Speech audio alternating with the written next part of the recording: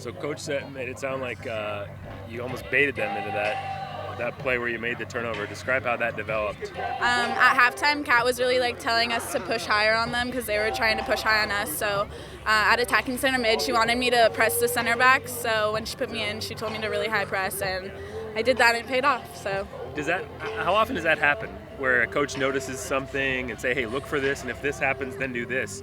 To have it actually develop that way, what's it like to see kind of things playing out like that?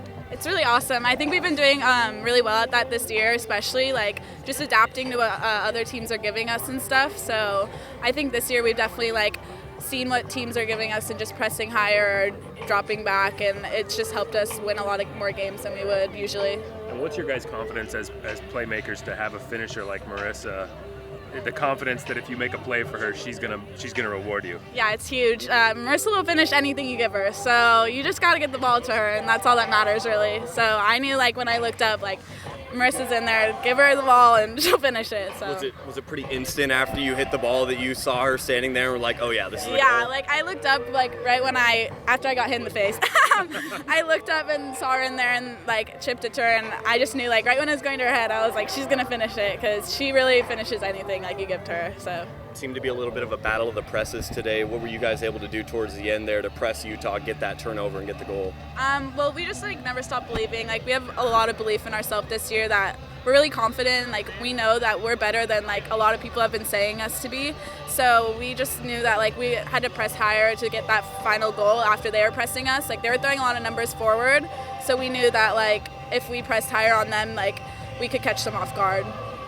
You already have 4 assists on the year. What do you like about the players around you, their skill sets? How do you think they complement you to allow you to set them up?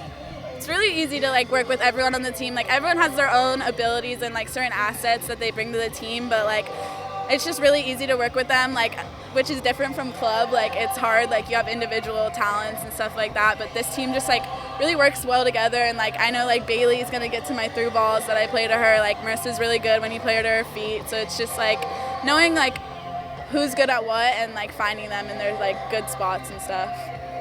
You and Emma switch off in that 9 and 10 role a lot. How does that work for you? How does that change the way that you go at an attack? How does that change the way you collect the ball? How does it affect your play overall?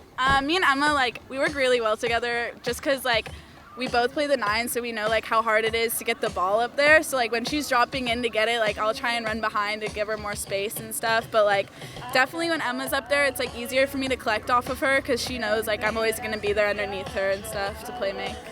Swapping roles like that, is that something that you were used to coming into college, or has it been new for you this year? Yeah, I actually played 10 mostly in club, and then I played 9 for the whole beginning of the year, and then we started losing a lot of players because senior year and stuff, so I moved into the 10, so it was easy transition for me. Thanks so. Cool, thank you.